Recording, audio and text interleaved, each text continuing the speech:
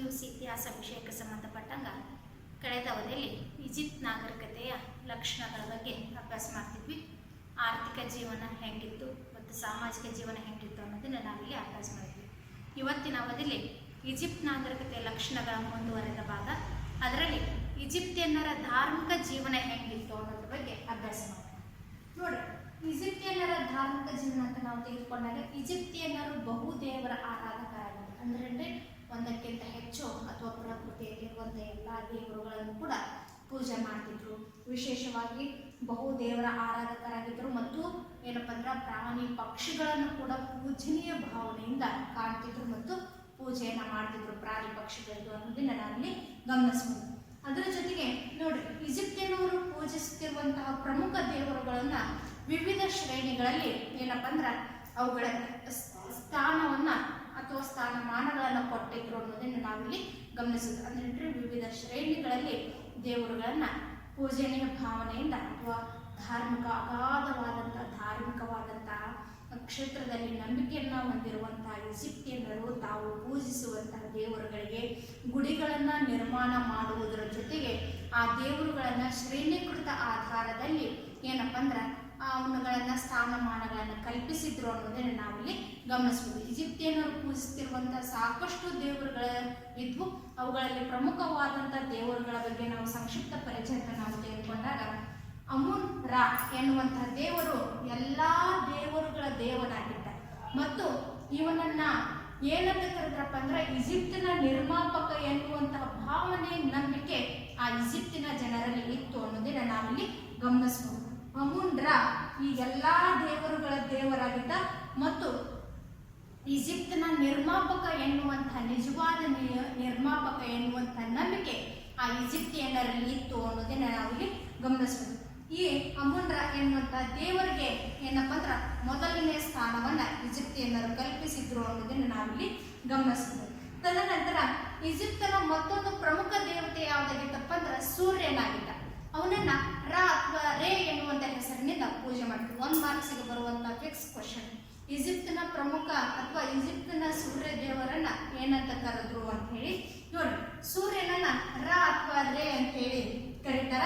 ಇದು ಏನಪ್ಪಾ ಅಂದ್ರೆ ಈಜಿಪ್ತಿನ 2ನೇ ಸ್ಥಾನದ ಅಥವಾ ಪ್ರಮುಖ ದೇವರಾಗಿತ್ತು. ಅಮುನ್ ರಾ ಎಲ್ಲಾ ದೇವರ ದೇವ ಮತ್ತು ಅವನನ್ನ ಈಜಿಪ್ತಿನ ನಿರ್ಮಾಪಕ ಅಂತ ಹೇಳಿ ಪೂಜೆ ಮಾಡಿದ್ರ.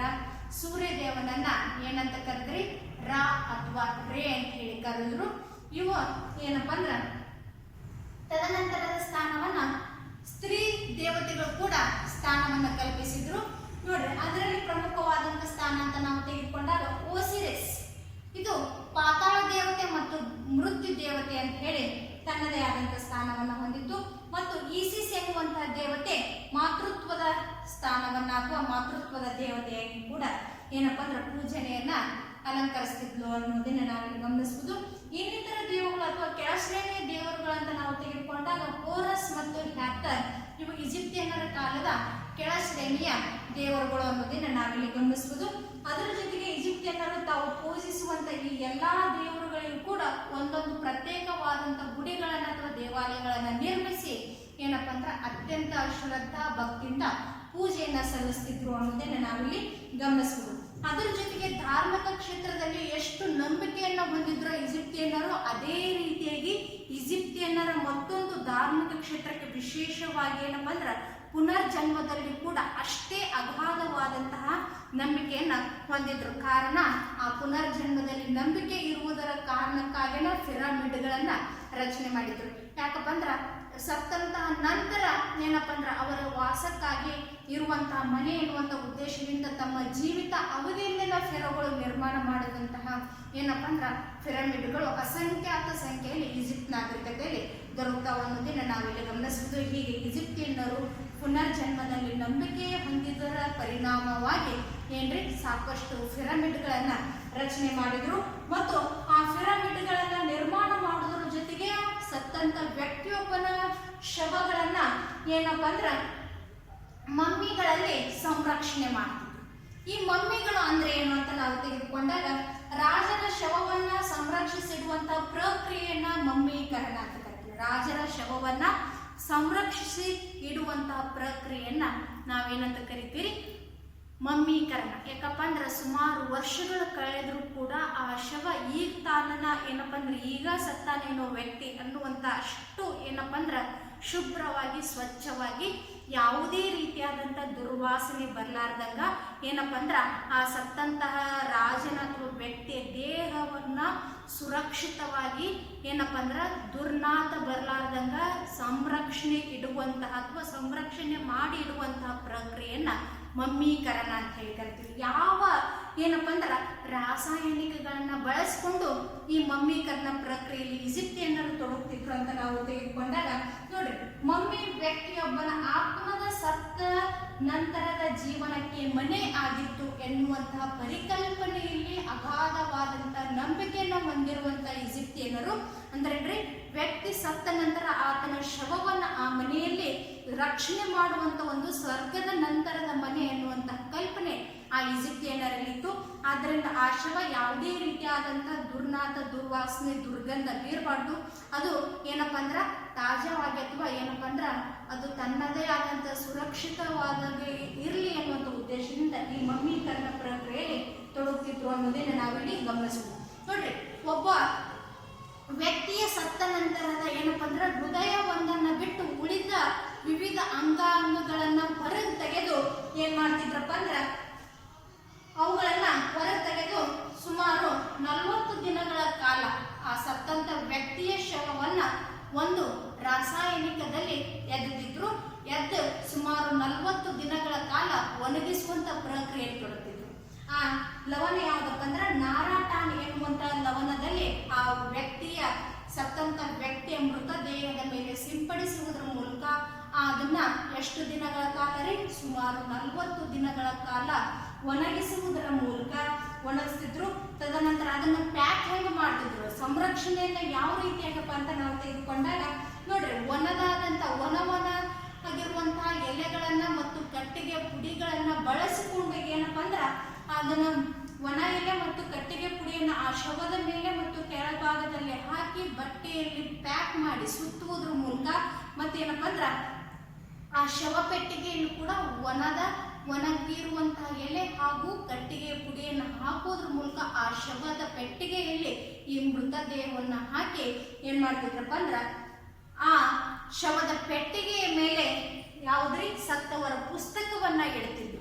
ಈ ಪುಸ್ತಕವನ್ನ ಇಡುವುದರ ನಂಬಿಕೆ ಏನಪ್ಪ, ಕಾರಣ ಏನಪ್ಪ ಅಂದ್ರ ವ್ಯಕ್ತಿಯ ಸತ್ತ ನಂತರ ಅವನ ಜೀವನಕ್ಕೆ ಸ್ವರ್ಗವನ್ನ ತೋರಿಸುವಂತಹ ಜ್ಞಾನವನ್ನ ಈ ಪುಸ್ತಕ ಒದಗಿಸ್ತೈತಿ ಎನ್ನುವಂತ ನಂಬಿಕೆಯನ್ನು ಹೊಂದಿರುವಂತ ಈಜಿಪ್ಟಿಯನ್ನರು ಆ ಮಮ್ಮೀಕರಣ ಅಥವಾ ಆ ವ್ಯಕ್ತಿಯ ಸತ್ತ ನಂತರ ದೇಹದ ಮೇಲೆ ಈ ಸತ್ತವರ ಎನ್ನುವಂತ ಪುಸ್ತಕವನ್ನ ಇಡ್ತಿದ್ರು. ಈ ಪುಸ್ತಕದಲ್ಲಿರುವಂತಹ ಜ್ಞಾನ ಏನ್ರಿ, ಸತ್ತಂತಹ ವ್ಯಕ್ತಿ ಆನಂದಪೂರ್ವಕವಾಗಿ ಸ್ವರ್ಗವನ್ನ ಸೇರ್ಲಿ ಎನ್ನುವಂತಹ ನಂಬಿಕೆ ಆ ಈಜಿಪ್ಟಿಯನ್ನರಲ್ಲಿ ಇತ್ತು ಅನ್ನೋದನ್ನ ನಾವಿಲ್ಲಿ ಗಮನಿಸಬಹುದು. ಈ ರೀತಿಯಾಗಿ ಏನಪ್ಪಾ ಅಂದ್ರೆ ಈಜಿಪ್ಟಿಯನ್ನರು ಏನ್ರಿ ಪಿರಮಿಡ್ಗಳನ್ನ ರಚನೆ ಮಾಡೋದ್ರ ಮೂಲಕ ಮಮ್ಮೀಕರಣ ಪ್ರಕ್ರಿಯೆಯಲ್ಲೂ ಕೂಡ ಅಗಾಧವಾದಂಥ ದೇವರಲ್ಲಿ ಎಷ್ಟು ಭಕ್ತಿ ಹಾಗೂ ನಂಬಿಕೆಯನ್ನು ಹೊಂದಿದ್ರು, ಅದೇ ರೀತಿಯಾಗಿ ಪುನರ್ಜನ್ಮದಲ್ಲಿ ನಂಬಿಕೆಯನ್ನು ಹೊಂದಿ ಪಿರಮಿಡ್ಗಳನ್ನ ಮತ್ತು ಮಮ್ಮೀಕರಣ ಪ್ರಕ್ರಿಯೆಯಲ್ಲಿ ಏನ್ರಿ ತಮ್ಮನ್ನು ತಾವು ತೊಡಗಿಸಿಕೊಂಡಿದ್ರು. ಅದ್ರ ಜೊತೆಗೆ ಧಾರ್ಮಿಕ ಕ್ಷೇತ್ರ ಮತ್ತೊಂದು ವಿಶೇಷವಾದಂಥ ಅಂಶ ಅಂತ ನಾವು ತೆಗೆದುಕೊಂಡಾಗ ಧಾರ್ಮಿಕ ಜೀವನಕ್ಕೆ ಈಜಿಪ್ಟಿನ ಸಮಾಜದಲ್ಲಿ 3 ರೀತಿಯಾದಂಥ ಸಮಾಜವನ್ನು ವರ್ಗೀಕರಣ ಮಾಡಿತ್ತು: ಮೇಲ್ವರ್ಗ, ಮಧ್ಯಮ ವರ್ಗ ಮತ್ತು ಕೆಳವರ್ಗ. ಮೇಲ್ವರ್ಗದಲ್ಲಿ ರಾಜನ ಪರಿವಾರ, ಪುರೋಹಿತರು, ಹೀಗೆ ಭೂಮಾಲೀಕರು ಇವರೆಲ್ಲ ಬರ್ತಾರ. ಪುರೋಹಿತರು ಧಾರ್ಮಿಕ ಕ್ಷೇತ್ರದಲ್ಲಿ ಏನಪ್ಪಾ ಅಂದ್ರ ಉನ್ನತವಾದಂಥ ಅಥವಾ ಉಚ್ಚವಾದಂಥ ಸ್ಥಾನಮಾನವನ್ನು ಹೊಂದಿದ್ರು ಕೂಡ ಪುರೋಹಿತ ವರ್ಗದವರು ಅಂತಿಮ ಅಥವಾ ಧಾರ್ಮಿಕ ಮುಖಂಡ ಅಥವಾ ಮುಖ್ಯಸ್ಥನಾಗಿ ಯಾರು ಕಾರ್ಯನಿರ್ವಹಿಸ್ತಿದ್ರಿ? ಫೆರೋನ ಧಾರ್ಮಿಕ ಅಥವಾ ಧರ್ಮದ ಮುಖ್ಯಸ್ಥನಾಗಿ ಕಾರ್ಯವನ್ನ ನಿರ್ವಹಿಸ್ತಾ ಇದ್ದ ಅನ್ನೋದನ್ನು ನಾವಿಲ್ಲಿ ಗಮನಿಸುವುದು. ಹೀಗೆ ಪ್ರಾರಂಭದಲ್ಲಿ ಏನಪ್ಪಾ ಅಂದ್ರೆ ಈಜಿಪ್ಟಿಯನ್ನರು ಬಹು ದೇವರ ಆರಾಧಕರಾಗಿದ್ರು. ಯಾವಾಗ 4ನೇ ಅಮೆನ್ಹೋಟೆಪ್ ಎನ್ನುವಂತ ಫೆರೋ ಆಳ್ವಿಕೆಗೆ ಬಂದು ಬಹುದೇವರ ಆರಾಧನಾ ಪದ್ಧತಿಯನ್ನು ರದ್ದುಗೊಳಿಸಿ ಯಾವ ಪದ್ಧತಿ ಅಂದ್ರೆ ಕೇವಲ ಏಕ ದೇವತಾರಾಧನೆಯನ್ನ ಜಾರಿಗೆ ತಂದ. ಆ ಒಂದೇ ಒಂದು ದೇವರನ್ನು ಪೂಜಿಸುವಂತದ್ದು ಯಾವ ದೇವರಿಗೆ ಪ್ರಾಶಸ್ತ್ಯವನ್ನ ನೀಡಿದ ಅಮೆನ್ಹೋಟೆಪ್ ಅಂತ ನಾವು ತೆಗೆದುಕೊಂಡಾಗ ಸೂರ್ಯ ದೇವನಾಗಿರುವಂತಹ ರಾ ಅಥವಾ ರೇ ಎನ್ನುವಂತ ದೇವರಿಗೆ ಮಾತ್ರ ಪೂಜೆಯನ್ನು ಸಲ್ಲಿಸುವಂತೆ ಹೇಳಿದ. ಈ ರೀತಿಯಾಗಿ 4ನೇ ಅಮೆನ್ಹೋಟೆಪ್ ಆಳ್ವಿಕೆಗೆ ಬರುವುದಕ್ಕಿಂತ ಪೂರ್ವದಲ್ಲಿಯೂ ಕೂಡ ಈಜಿಪ್ತಿಯನ್ನರು ಏನಪ್ಪ ಅಂದ್ರೆ ಬಹುದೇವರ ಆರಾಧಕರಾಗಿ ಏನ್ರಿ ಸಾಕಷ್ಟು ದೇವರುಗಳನ್ನ ತಾವು ಪೂಜಿಸುವಂತ ದೇವರುಗಳಿಗೆ ಸಂಬಂಧಪಟ್ಟಂತ ದೇವಾಲಯಗಳನ್ನ ಸಣ್ಣ ಸಣ್ಣ ಪ್ರಮಾಣದ ಗುಡಿಗಳನ್ನ ನಿರ್ಮಾಣ ಮಾಡೋದ್ರ ಮೂಲಕ ತಮ್ಮ ಭಕ್ತಿಯನ್ನ ಅಥವಾ ಧಾರ್ಮಿಕ ಜೀವನವನ್ನ ನಡೆಸಿದ್ರು. ಯಾವಾಗ 4ನೇ ಅಮೆನ್ಹೋತೆಪ್ ಆಳ್ವಿಕೆ ಬಂದು ಆಗ ಬಹುದೇವತಾ ಆರಾಧನೆಗಳ ಪದ್ಧತಿಯನ್ನ ರದ್ದು ಮಾಡುವುದರ ಮೂಲಕ ಏಕದೇವತಾರಾಧನೆಯನ್ನ ಪ್ರಾರಂಭ ಮಾಡಿದ ಮತ್ತು ರಾ ಅಥವಾ ರೇ ಎನ್ನುವಂಥ ದೇವರನ್ನ ಮಾತ್ರ ಏನ್ರಿ ಪೂಜಿಸುವಂತೆ ಆದೇಶವನ್ನ ಹೊರಡಿಸಿದ. ಈ ರೀತಿಗೆ 4ನೇ ಅಮೆನ್ಹೋತೆಪ್ಪನ ಆಳ್ವಿಕೆಯ ತನಕ ಕೇವಲ ಏಕದೇವತಾರಾಧನೆ ಇತ್ತು. ತದನಂತರ ಬಂದಂತಹ ಫೆರೋಗಳು ಮತ್ತೆ ಬಹುದೇವರ ಆರಾಧನೆಯಲ್ಲಿ ತಮ್ಮನ್ನು ತಾವು ತೊಡಗಿಸಿಕೊಂಡು ಧಾರ್ಮಿಕ ಜೀವನವನ್ನು ನಡೆಸಿಕೊಂಡ್ರು ಅನ್ನೋದೇ ನಾವಿಲ್ಲಿ ಗಮನಿಸಬೇಕು. ಧನ್ಯವಾದ.